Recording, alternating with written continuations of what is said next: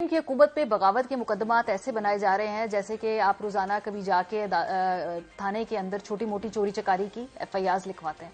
गुज़श्ता 8-10 माह में अगर क्विकली हम लुक जो है हम क्विकली देखें कि भाई किस किस के ऊपर बगावत का मुकदमा खासतौर पर सहाफियों में कायम किया गया, तो जी अरशद शरीफ साहब का नाम सर फहरिस्त है, अल्लाह बख्शे उन्हें। अमाद यूसुफ साहब ARY न्यूज के जो डायरेक्टर न्यूज हैं उनका इसके अंदर नाम मौजूद है। ब्यूरो चीफ हमारे जो खबर घुमन साहब हैं उनको भी नहीं बख्शा, उन्हें भी नहीं छोड़ा। साफी इमरान रियाज साहब उनके ऊपर बगावत का मुकदमा हुआ। समी इब्राहिम, शहबाज गिल, आजम स्वाति, फवाद चौधरी और अब तो और नहीं PTI की रहनुमा शानदाना गुलजार साहिबा के खिलाफ भी ये मुकदमा हो गया क्योंकि फलाने TV प्रोग्राम में बैठ कर उन्होंने फलाने की शान में तौहीन कर दी थी। बहरहाल जी हुकूमत के अंदर से भी आवाजें उठ रही। मुशाहिद हुसैन सईद साहब ऑन रिकॉर्ड कह रहे हैं कि ये मजाक बन गया, हम पुरानी गलतियां दोहरा रहे हैं और कुछ नहीं सीखा किसी ने। बगावत क्या है, वो मजाक बन गया, हम पुरानी गलतियां दोहरा रहे हैं। लॉ है, कॉलोनियल लॉ है, वो पता नहीं सेक्शन 124 या क्या था, बगावत होती थी ब्रिटिश एम्पायर के खिलाफ। भगत सिंह जो सबसे बड़ा बागी था, Quaid Azam defended him in the imperial legislative council. Gandhi खामोश रहा, कायद आजम मोहम्मद अली जिन्ना, ये हमारी लेगेसी है। और ये इस किस्म बागी शागी और दुश्मन और ये वो फलाना, ये बात खत्म करें। This is gone and done with. Bhagat Singh के जमाने की जी उस वक्त ये बातें सुना करते थे। उस वक्त जो ब्रिटिश राज था उनको बगावत का खदशा होता था। पाकिस्तान के अंदर तमाम लोग ही हुब्बुल वतन हैं, उन क्या बगावत का ऐसी काम कर दिया जो 2023 के अंदर भी इस वक्त मुकदमात हो रहे हैं। क्विकली मैं आपको सुनवाना चाहती हूँ, हमारी टीम ने एक तारीख के झरोकों में से कायद आज़म मोहम्मद अली जिन्ना साहब का एक खिताब निकाला है और उसके हम आपको स्लाइड्स पढ़ के सुनाते हैं कि उन्होंने क्या कहा था। उन्होंने कहा, क्या आज दुनिया के किसी भी हिस्से में कोई ऐसी मुहज़्ज़ब हुकूमत है जो अपने ही लोगों के खिलाफ मुकदमा चलाने में दिन रात मसरूफ और सरगर्म अमल है? क्या आप थोड़ा सोचेंगे कि आपके पास कोई स्टेट्समैनशिप बाकी है?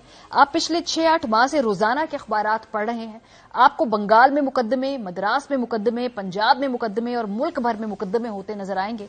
मैं हुकूमत को मुखातिब करके कहना चाहता हूं कि कोशिश करें कि अपने जहन को बुनियादी मसले और उसकी वजह पर मरकूज करें, और आप जितना ज्यादा इस मसले की बुनियादी वजह पर तवज्जो देंगे आपको उतनी ही कम मुश्किलात और तकलीफों का सामना करना पड़ेगा।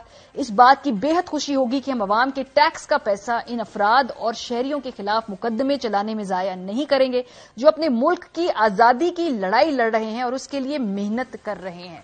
आजादी की जंग के दौरान जब वहां पर ब्रिटिश हुकूमत लोगों पर बगावत के मुकदमों पे मुकदमे कर रहे थे तो उस वक्त जो हमारे बानी हैं कायद आज़म मोहम्मद अली जिन्ना साहब, उन्होंने 14 सितंबर 1929 को कानून साज असेंबली के अंदर ये खिताब किया था, the more we change the more things stay same. 2023 में भी बगावत के मुकदमे हो रहे हैं। हम जान क्यों नहीं छुड़ा लेते जी ये बगावत की जो भी हमारे प्रोविजन है, जो शिकें हैं। अब कौन सा ऐसा ताले आजमा किस्म का कोई हमारे मुल्क में हुकूमत का तरीका है कि बगावत के मुकदमे अपने ही शहरियों पर कायम किए जाएं? देखें, इसमें देखें ये कानून जो था 1870 में बना था।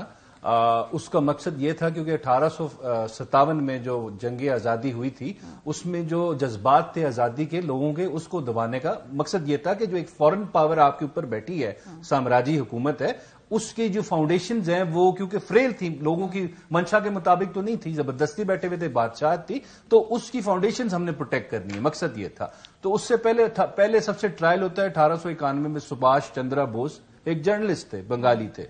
फिर गांधी का हुआ, उसके अलावा फिर मौलाना मोहम्मद अली जौहर, शौकत अली जौहर। और इसमें गांधी साहब का जब ट्रायल हो रहा था, बड़ी प्यारी उन्होंने खूबसूरत बात की थी कि affection can not be manufactured, कि आप, ये इन्होंने कोर्ट में जज साहब को कहा था कलकत्ता में, कि आप जबरदस्ती किसी से प्यार नहीं करवा सकते। अब हमारा 124A कहता क्या है, समराइज है तो बहुत लंबी डेफिनेशन आपको आसान उसमें बता देता हूं। वो कहता है कि आप ऐसी स्पीच या ऐसी कोई रिटन कुछ चीज लिखें जिससे हुकूमत वक्त ये नोट करें कि खिलाफ हेट, कंटेम्प्ट या डिसअफेक्शन फैले। हुकूमत को रियासत से इक्वेट कर दिया। हुकूमत तो कोई सियासी तौर पे बुनियाद पे आती है, चेंज होती है ना। कि अगर ऐसी इन 3 कंडीशंस ये क्रिएट होगी, नफरत हुकूमत के खिलाफ आप फैलाएंगे तो आप बगावत कर रहे हैं। मतलब कि अगर मुझे हुकूमत की कोई पॉलिसी पसंद नहीं आती, मैं कहता हूं ये गरीबों के खिलाफ है, अशराफिया को फायदा दे रही है, तो मैं नफरत फैला रहा हूं, मैं बगावत कर रहा हूं। अब ये वही बात होगी कि मैं अब तो इतनी थ्रेशोल्ड इतना कम कर दी है कि हमने किसी को मुंशी भी कह दिया तो फिर भी बगावत हो जाएगी। तो इस वजह से देखें, मॉडर्न डेमोक्रेसीज में जो जमहूरियत होती है उसमें جو حکومت ہوتی ہے وہ لوگوں کی منشا کے مطابق ہوتی ہے، وہ کوئی زبردستی کوئی تالے آزما یا کوئی بادشاہت نہیں ہوتی.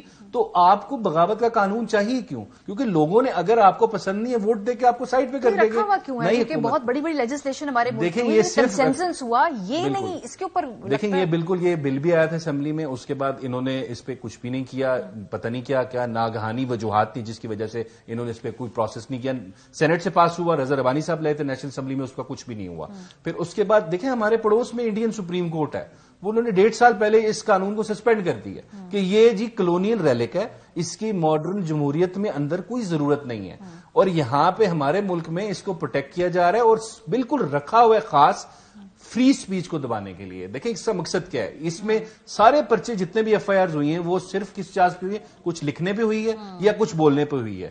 اور اریسٹ ایسے کرتے ہیں کہ جیسے آپ نے کوئی دنیا کا سب سے بڑا نیوکلیر بام پھوڑ دیا ہے کہ آپ کے وہ آئیں گے گھر پہ رات کو 2 بجے، آپ کو اریسٹ کریں گے، 4 گھنٹے بعد ایف آئی آر منظر عام پہ آئے گی. جو سپریم کورٹ کی گائیڈ لائنز ہے اریسٹ کی ان کا بھی خیال نہیں کریں گے، جو سی آر پی سی میں پروٹیکشنز ہیں، کانسٹیٹیوشن میں پروٹیکشنز ہیں، اس کا بھی خیال نہیں کریں گے، اور آپ کو بالکل ملک دشمن کے طور پہ ٹریٹ کریں گے. میرے لیے پرابلم یہ ہے کہ اس کے اوپر پولیٹیکل کنسنسس کیوں نہیں ہے؟ کیا جب آپ لوگ اس طرح کی جو شکیں جو آپ کو معلوم ہے کہ استعمال کی جاتی ہیں خاص طور پہ سینسرشپ کے لیے اور اپنے پولیٹیکل جو مخالفین ان کو دبانے کے لیے، تو اس کا مطلب ہے ہم یہ سمجھے کہ تمام سیاسی جماعتیں آن بورڈ ہیں، اس لیے دیکھیں اس میں اب دیکھیں میں آپ کو بتاتا ہوں 80s میں اس کو کس نے فیس کیا؟ پیپلز پارٹی. ٹھیک بات ہے. پھر 2000 میں کس نے فیس کیا؟ جاوید ہاشمی صاحب کو 23 سال کی قید ہوئی تھی، پھر باہر آ گئے تھے لیکن قید میں رہے تھے.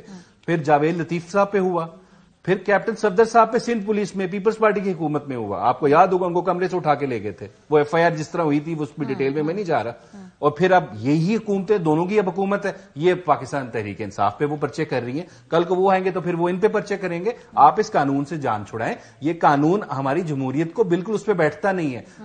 ہمارے پہ لوگ ہنستے ہیں. میں آپ کو بتاؤں آسٹریلیا، نیوزی لینڈ کو 25 سے 30 ملک میں آپ کو گنا سکتا ہوں جن ساروں نے یہ بغاوت کے قانون ختم کر دیے.